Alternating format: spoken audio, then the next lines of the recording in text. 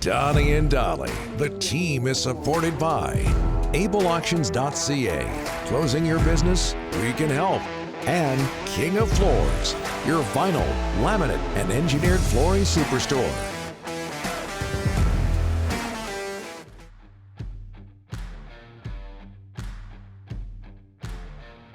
Hold on a sec. Rick is having headset issues. Hold on a sec. Okay. Yeah, there we go. Go ahead. All right.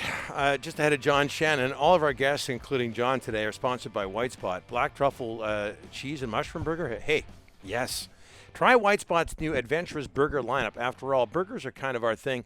On now for a limited time at White Spot. We'll see you soon.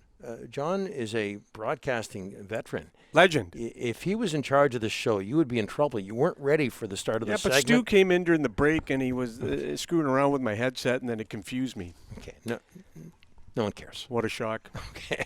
All right. As we bring in John Shannon, how are you, sir?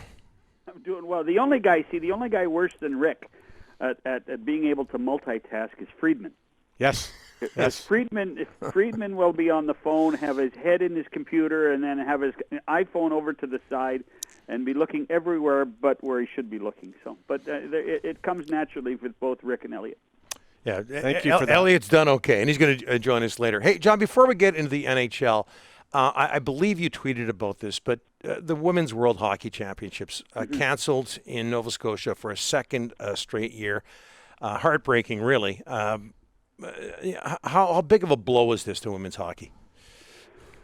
Well, it's a setback. It's a setback, I would say, is comparable to what's happened in junior hockey across the country. Yep.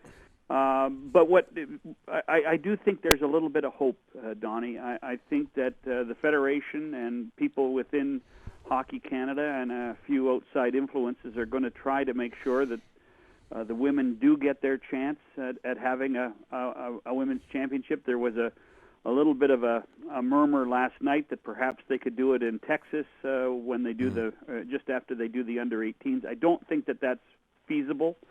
But I would not be surprised to hear discussions coming up pretty soon that the Women's World Championships will occur perhaps in Edmonton in August. There's a real desire to make sure that the women get their due. The Federation was adamant that they tried to make it happen.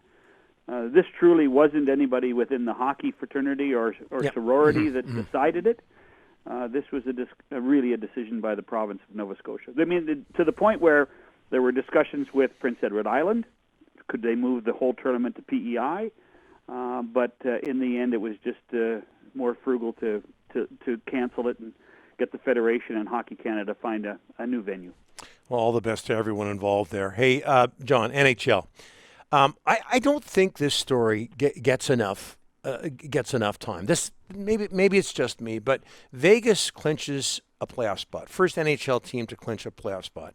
They're first overall, and I'm not so sure people aren't taking this story for granted. It's still an incredible story 4 years in. But what impresses you the most, John, about the Golden Knights' ability to sustain their success?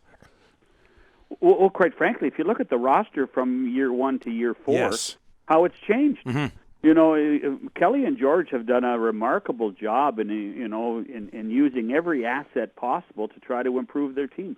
You know, if I would have told you when this thing started that they're going to go out and get the best, free agent in year 4, and Alex Pietrangelo, I would have told you were nuts.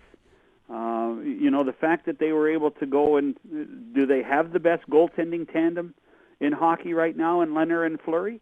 The fact that these two guys have never stopped moving to try to stay ahead of the curve to keep their team competitive. I think that beyond what they did in the expansion draft, I think that's the real story in Vegas, is that they've never they never sat back at all. And here's one thing, little bit of a prediction on my part. I think they're going to be a factor in the expansion draft. They don't have to give up a player in this expansion draft, but they can certainly go and talk to other teams saying, hey, listen, we'll take one of your guys if you want to bury somebody else. And what will you give us for it? Will you give us a draft pick? Will you give us something else?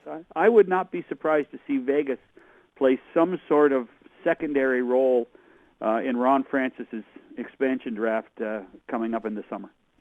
And while we're on the subject of Vegas, Robin Leonard, I know you're going to have this in Big Ryan, but let me do this.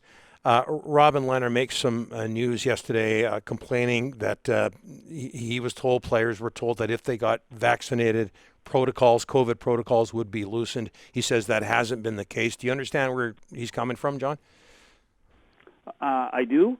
I don't agree with him, but I do understand it. But what Robin is going through is a societal thing rather than just a hockey thing. Mm-hmm. It's an issue that we all deal with on a daily basis. We're dealing with it different in Ontario than you guys are dealing with it in British Columbia, and obviously in the southern United States they have a totally different approach to how the pandemic has worked. The one thing I would say I would say it to Robin's face. I said, "Hey, Robin, the NHL Players Association have been lockstep with the National Hockey League. The PA understands and is trying to do the best for everybody. So when you sit there and criticize the NHL, you better criticize the union too. And the union has had a role, a really positive role, and they've done their damnedest to make it as easy on the players. We know it's difficult, but you know what? We're all in this together, and you better, at a point, and I know mental health is an issue, there are things you might just have to suck it up." John, I've got to ask you about Jim Benning, Fire Benning. It was flown all over the city yesterday. What are your thoughts? I know everyone in Vancouver's got an opinion, but I want to know for somebody sitting in Toronto, what do you think of this? Well, just for the record, I did not go on the GoFundMe page and put in $10. Mm-hmm. It's I'm in a little different world. I knew Jim when he was a player. Yes. There's a human side to all of this. I still think that Jim is one of the best scouts in the game. I think his ability to analyze players' abilities coming out of junior college, Europe, is as good as any. His managerial skills, I think, have been challenged. You guys talked about Tyler Toffoli last summer. I really believe that Jim was so focused on getting Oliver Ekman-Larsson out of Arizona that he forgot some of the other things that he had to do if he didn't get Oliver Ekman-Larsson in that big contract. And that really, I think that really hurt the re-signing of a guy like Toffoli. Like you two, I've been fired, and it ain't fun. And there's a human aspect to it, and at a certain point, it goes from being a fan saying "fire you" to actually being something. Hey, you're changing the way I live. So I really feel for Jim, but Jim at the same time gets paid well and understands the pitfalls of being in the public eye. So does it have any influence? I don't think it has any influence. I think we're going to have to wait and see what happens with Jim in the off season. It'll be an interesting time. Well, another we got to wait and see is Travis Green, his contract. It's not being renewed. None of the coaches, in fact, still getting the feeling that the ownership here is lowballing Travis, trying to get him at a decent. And I understand the COVID world. I understand no revenue. I get all that, John. But at some point, you have to pick up the phone and call these guys and say, "Hey, look, we'd like to have you back." But what are you hearing on the Travis Green front? Well, nothing since we last talked, to be honest. But I think that the focus was, are the Canucks going to come back and play more than anything else? I think you're right, Rick. That there has to be some more communication. I don't think there's any question about that. The one thing I would say, and maybe the two things, Benning and Green, are connected, and maybe this is just too logical and common sense, but if you do something in the off season with Jim Benning, how do you hire Travis Green and say he's your coach if you hire a new manager? And I'm not suggesting that that's the case. I'm trying to logically try to figure out why Travis hasn't been re-signed. The cash crunch is real. There's no question about it, particularly for the Canadian teams. But at the same time, there is that aspect of, gosh, and we've said it. This is now week number 3. I've said the same thing. Travis is not going to be out of work very long, so it's got to happen, and I'm convinced it will. One more. Let me just squeak this in. We're running out of time here, John. But Alexander Ovechkin, Capitals and Islanders tonight. He has a chance to tie or move ahead. He's one behind Marcel Dionne for 5th place overall on the all-time NHL goals list. What are your memories of Marcel Dionne?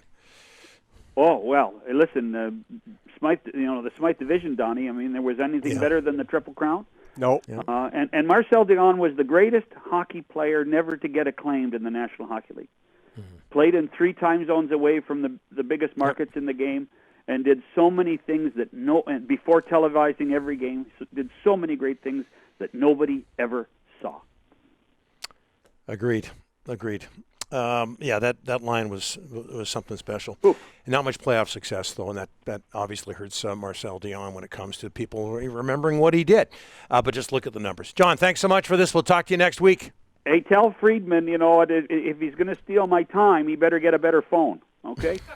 I talked to him last night. His phone is fine now, John. How about, there are things called landlines? You can use landlines, too, Ground lines. Yeah, Rick calls them ground lines, but we Same know what you're talking about. John, thanks for this, John. And thanks for watching the show. I know he watches the show all the time.